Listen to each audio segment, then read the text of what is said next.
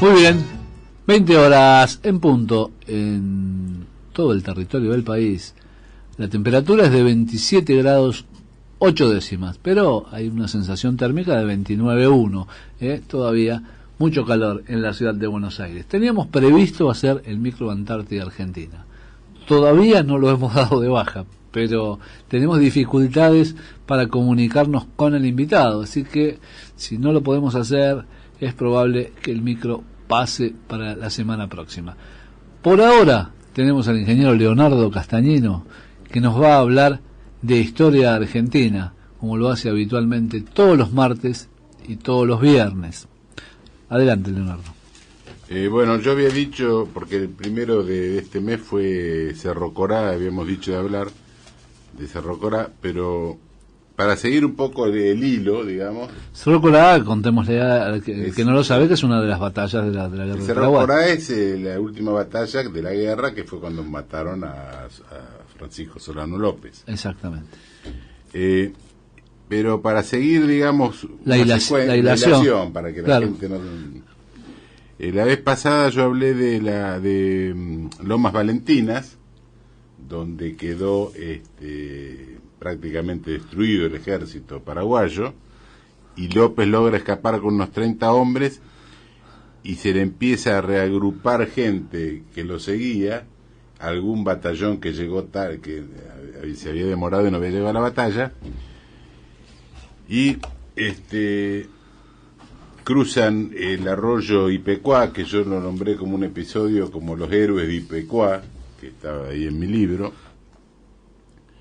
La cuestión que López empieza a retirar hacia el norte, en lo que se conoce como la campaña de las cordilleras, porque hay una serie de cordilleras que van cruzando.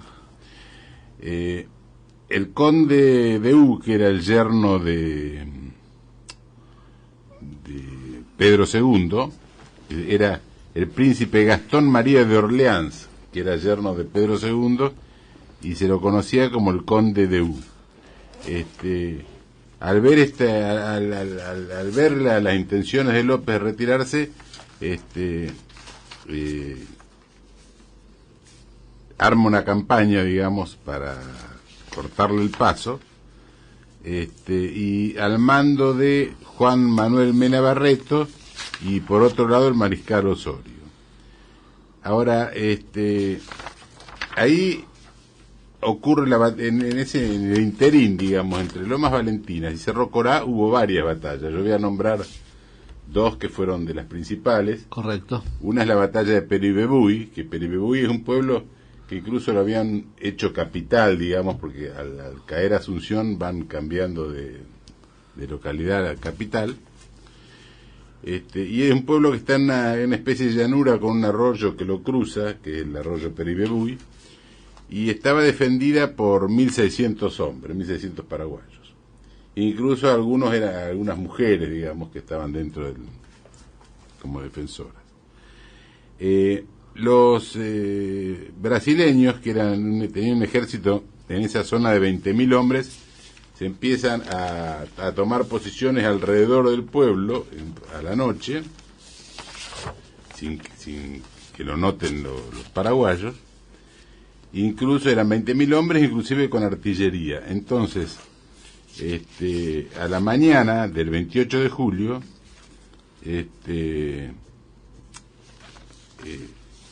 o sea, había bruma en el pueblo y no se veía, digamos, no se veía las lomas, o sea, no tenían visibilidad entre ambos, ¿no? Los paraguayos estaban tocando una marcha,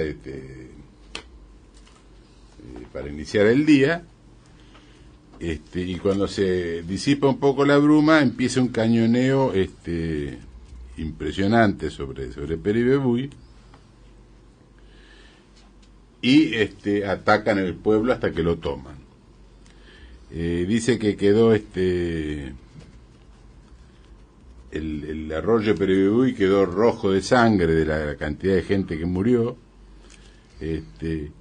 Ya al final de la batalla incluso se habían quedado sin munición, entonces cargaban los cañones con pólvora y piedras, vidrio, arena, lo que tuvieran a mano, hasta que cae los brasileños cerca de mediodía toman la plaza. El conde Edu fue muy vengativo ahí, porque cayeron algunos oficiales importantes, digamos, de los brasileños. Entonces Edu toma venganza y hace degollar al comandante de la plaza, al mayor Mariano Gómez, que los había tomado prisioneros, y a unos cuantos prisioneros más. Incluso después incendia el hospital de sangre, que estaba lleno de mujeres y niños. No solamente lo incendia, sino que cierra las puertas para que se mueran todos los que estaban adentro. El historiador Juan José Chiavenato, en un libro que se llama Genocidio Americano de la Guerra de Paraguay, que incluso yo lo transcribí en el libro mío, hace esta descripción. Dice: manteniendo en su interior los enfermos, en su mayoría jóvenes y niños, el hospital en llamas quedó cercado por las tropas brasileras, que, cumpliendo las órdenes de ese loco príncipe, empujaban a punta de bayoneta dentro de las llamas los enfermos que milagrosamente intentaban salir de la fogata. No se conoce en la historia de América del Sur, por lo menos, ningún crimen de guerra más hediondo que ese. Incluso hay un testimonio ahí que da una persona que se llama Hilario Amarilla, que era jefe de artillería de Peribebuy, y dice que en un momento, enseguida que tomó la plaza, se presentó ante el conde Edu, se presentó un oficial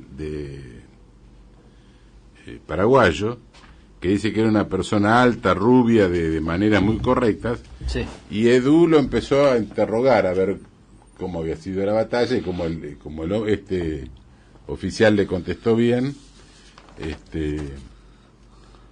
tuvo como una conversación con él, hasta que en un momento llegó un oficial brasilero y le dijo que no podían ubicar al jefe de la plaza. Entonces el oficial rubio, alto, que estaba hablando con Edu, le dijo: el comandante caballero jefe de la plaza soy yo.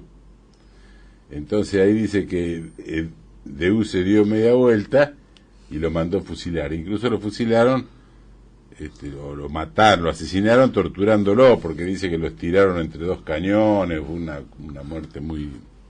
Amablemente. Sí. Como era tan amable... Después de esa derrota de Peribebuy, vino también la batalla de Costañú, que fue el 16 de agosto de 1869. En esa batalla se iba retirando. ¿Qué pasó? López había dividido el ejército, que no era muy numeroso, pero lo había dividido en una vanguardia que iba al mando del general Rasquín, y otra en la retaguardia que iba a las órdenes del general Caballero, Bernardino Caballero. Iban avanzando hacia el norte, pasan por varios pueblos, pasan por Caraguatay y otras localidades, hasta que llegan a un lugar, a una zona que se llama Acostañú. Ahora, ¿qué pasó? Este caballero, que venía en la vanguardia, traía una marcha lenta, porque venía con todos los bagajes del ejército, con los bueyes o animales de tiro muy flacos. Entonces fueron alcanzados por el ejército brasilero, que estaba al mando del general Cámara, y llegan ahí a la zona, los alcanzan, digamos, en la zona de Costañú. Los paraguayos, el ejército paraguayo, todo lo que disponía eran 3.500 hombres y algunos pocos cañones, pero dentro de esos 3.500 hombres que dije yo, en realidad eran casi todos niños de alrededor de 10 años, excepto un batallón que tenía que eran veteranos. El resto eran todos chicos, incluso algunos hasta disfrazados con barbas para, digamos, para que no se note tanto la juventud de los chicos. Entonces, no, al ser alcanzado por los brasileños no tienen más remedio que defenderse, o se produce la batalla.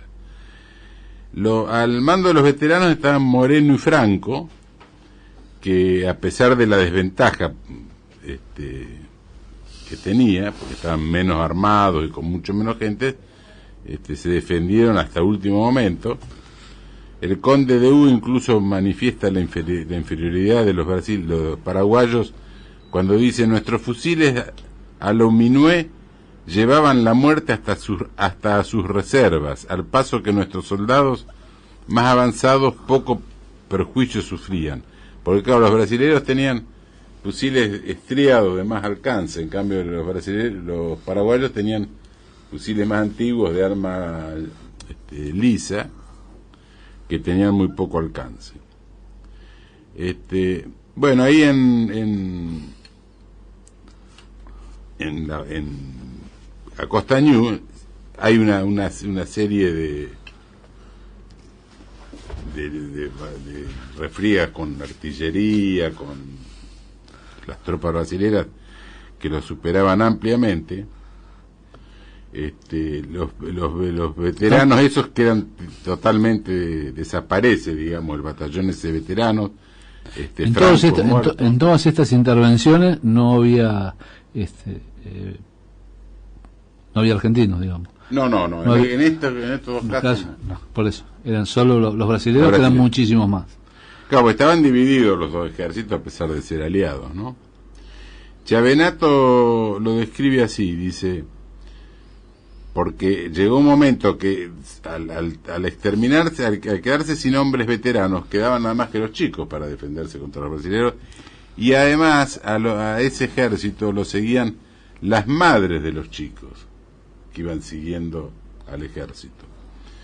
El mismo brasileño, José Chiavenato, lo describe así, dice: los niños de 6 a 8 años en el fragor de la batalla, despavoridos, se agarraban a las piernas de los soldados brasileños, llorando para que no los matasen, y eran degollados en el acto. Escondidos en la selva próxima, las madres observaban el desarrollo de la lucha. No pocas agarraban lanzas y llegaban a comandar un grupo de niños en la resistencia. El conde de U, un sádico en el comando de la guerra, después de la insólita batalla de Acostañú, cuando estaba terminada, al caer la tarde y las madres de los niños paraguayos salían de la selva para rescatar los cadáveres de sus hijos y socorrer los pocos sobrevivientes, el conde de U mandó incendiar la maleza, matando quemados a los niños y a sus madres. Su orden era matar hasta el feto del vientre de la madre. Esto es lo que describe un propio historiador brasileño. No solamente querían ganarle la guerra a Paraguay, sino querían exterminar sí, a todo incluso el pueblo. Después de Lomas Valentinas, que López alcanza a escapar, después lo acusan a Casillas, que era el jefe brasileño, el jefe en realidad de los aliados en ese momento, ¿por qué no lo tomó prisionero y terminaba la guerra? Y entonces lo acusaban de que lo había dejado escapar para que el pueblo se reagrupe atrás de Solano López y matarlo. Y seguirlo mandando.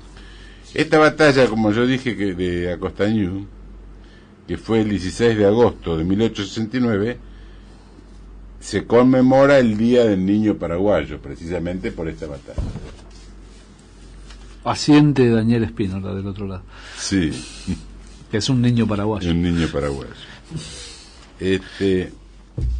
Bueno, después de esta batalla viene la retirada del ejército, que van, digamos, hacia Cerro Corá. Y yo en el libro la llamo la caravana del infortunio, porque iban una caravana terrible, el sufrimiento que hubo, porque iban el mismo pueblo, la gente, los chicos, las madres, sin alimentos, a veces sin agua, iban cruzando cordilleras,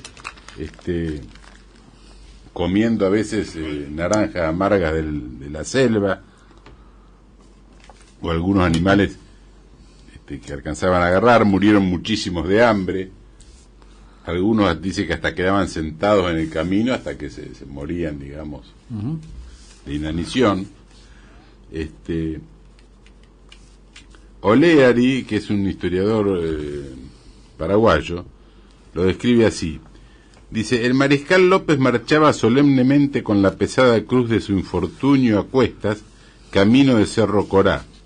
Marchaba con todo su pueblo, llevando consigo a la patria, a suscribir con él después del último sacrificio. No era aquella la retirada de un ejército en derrota, era el viacrucis de toda una vida, viril nacionalidad que prefería los horrores del martirio a vivir con su heroico vencimiento.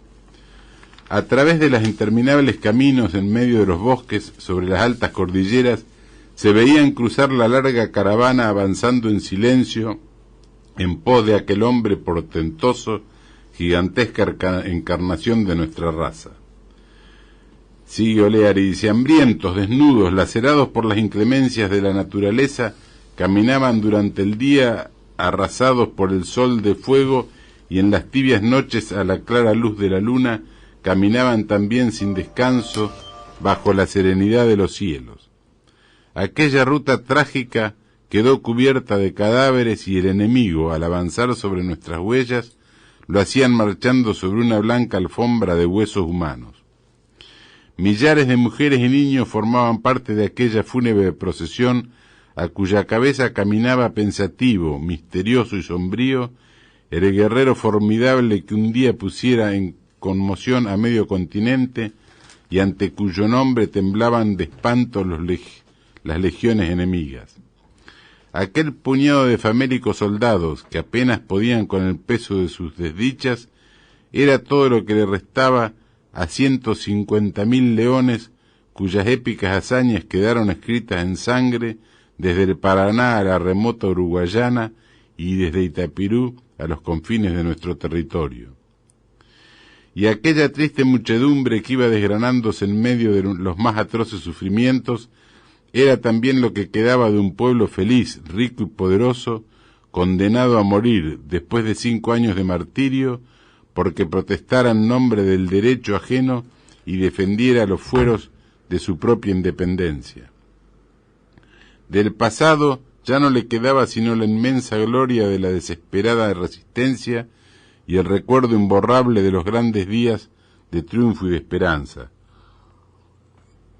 Pero aún en medio de aquella tristeza infinita, de aquella amargura sin límites, conservaba todavía su indomable altivez y todas las energías de su implacable voluntad.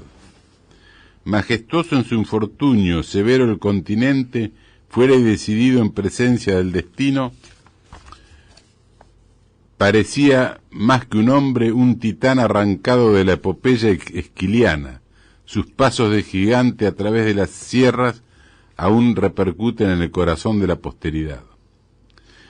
López va retirándose hacia un trágico e inevitable final en los confines de la patria, pero sin dejar de pisar o defender un palmo del propio territorio y sin abandonar su inquebrantable voluntad de sucumbir antes que claudicar. A sus 18 años, al ser nombrado general, juró morir antes que dejar caer la bandera de sus manos. Vencer o morir fue su lema, y él y todo un pueblo lo cumplirían. López partió el 15 de agosto de 1869 y tras acampar en Yagüí, cruzar el Buruturí y Arroyo Hondo hasta detenerse en Piendó, que fuera estancia de Benigno López.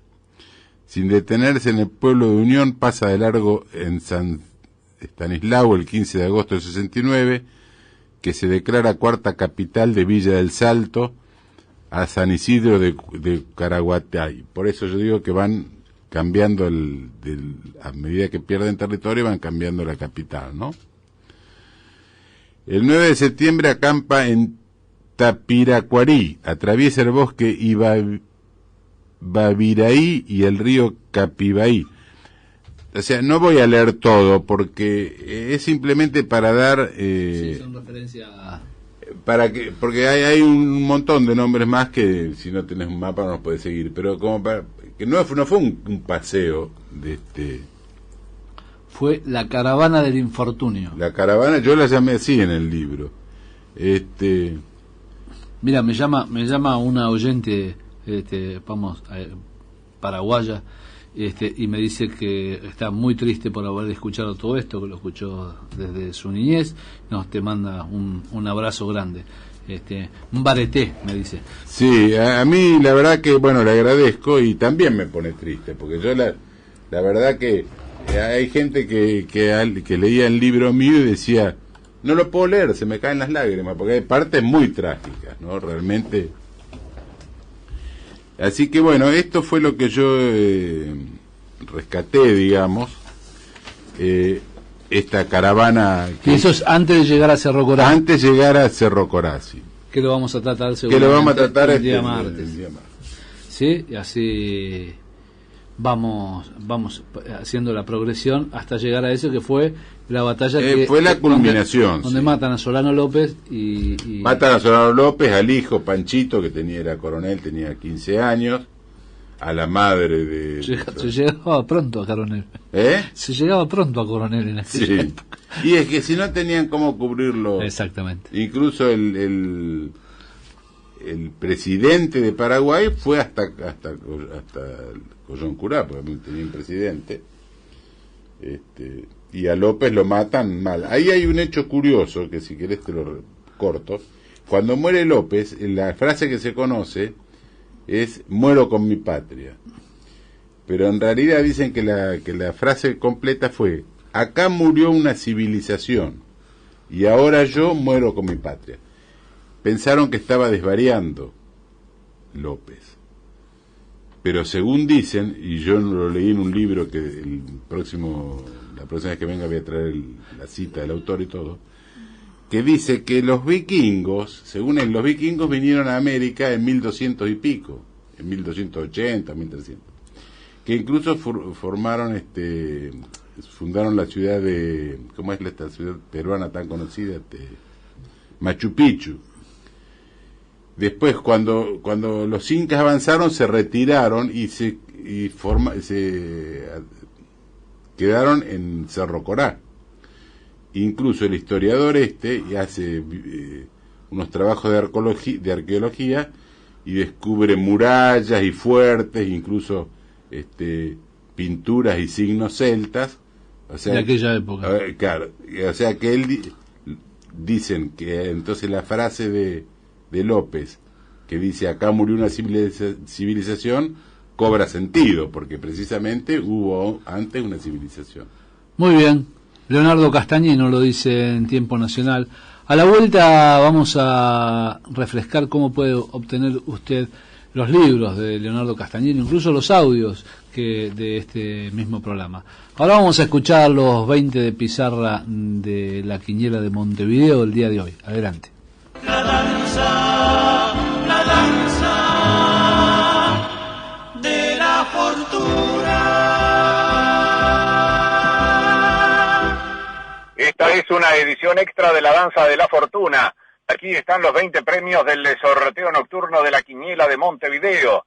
Primer premio 535-535, segundo 457, tercero 328, cuarto 934, quinto 974, sexto 818, séptimo 780, octavo 154, noveno 732, décimo 641, décimo primero 865, décimo segundo 736, décimo tercero 413, décimo cuarto 666, triple 6, décimo quinto 018, décimo sexto 567, 67, décimo séptimo 830, décimo octavo 899, décimo noveno 396, vigésimo 588. El primero, reiteramos esta noche en la quiniela de Montevideo,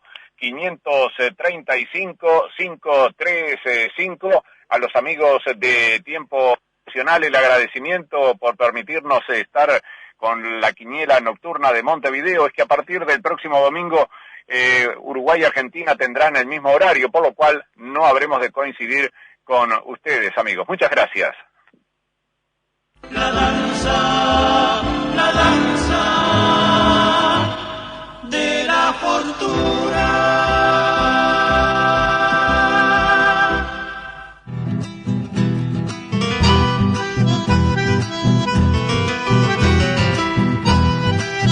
Muy bien, como siempre, un gusto de trabajar con el amigo Freddy Cabrera, que es el jefe de Noticias Radio Colonia, entre otras cosas. Vamos a continuar con el programa de Tiempo Nacional, pero vamos a contarle a la audiencia cómo puede obtener los libros del ingeniero Castañino, que tiene La Guerra del Paraguay, que es uno de los libros del cual está extrayendo todos estos comentarios que está haciendo en este último tramo del programa. Y también está lo de Juan Manuel de Rosas, La Ley y el Orden, y Juan Manuel de Rosas, Sombras y Verdades, más de quien inventó el dulce de leche. Todos esos libros usted los puede obtener o bien en la oficina de Rubén Giovannini, siempre hablando con Emilce, que los tiene ahí, es la bibliotecaria de Rubén, ahí del instituto, donde tiene los del ingeniero Castañino y otros títulos más. Algún día los vamos a traer y los vamos a nombrar acá, todos los libros que usted puede obtener ahí, y también mediante la página del ingeniero, que es www.lagazetafederal.com.ar, Gaceta con Z. Sí, yo que te quería aclarar, porque algunos incluso me han preguntado, pero vos sos paraguayo. No, yo no soy paraguayo. Lo que pasa es que Paraguay en ese momento, o antes, era parte de las provincias del Río de la Plata, y la guerra esa fue totalmente contra natura, porque el aliado natural de Argentina hubiera sido Paraguay para defenderse de Brasil o de los ingleses que estaban. Ingleses o franceses que andaban dando vuelta por acá. Lo que pasa que Mitre se vendió, viste, porque fue allá a llevar las banderas del liberalismo, que eso fue lo que lo declaró él explícitamente, y con la excusa de llevar la civilización, que los paraguayos eran más civilizados que nosotros, o a liberarlos del tirano. Si nadie le pidió que le saquen al tirano, los paraguayos no le pidieron nada. Incluso lo consideraban tirano. Por eso, no, y por eso yo digo que yo no es que esté a favor de los paraguayos, es lo justo. Incluso hubo mucha gente, el mismo Alberdi dijo, fue el peor error que cometió Argentina fue haber hecho esa guerra. Guido Espano, Olegario Andrade, un montón de gente que se opuso. Donde no Felipe Varela, todo, hubo rebeliones y todo. Donde no solamente se venció militarmente a un pueblo, sino que se lo exterminó. Se lo exterminó. Paraguay se quedó sin hombres prácticamente. Mataron el 75% de la población, de toda. Y de los hombres mataron el 97% de los hombres. Vos imaginate, un genocidio. Uh-huh. Y además Argentina no ganó nada, porque Argentina, Brasil y Uruguay quedaron totalmente endeudados y al servicio de los ingleses. Y el virreinato, exactamente, y nosotros perdimos a Paraguay como parte del territorio. Claro. Que era parte nuestra. Muy bien, ahora tenemos una deuda con usted, don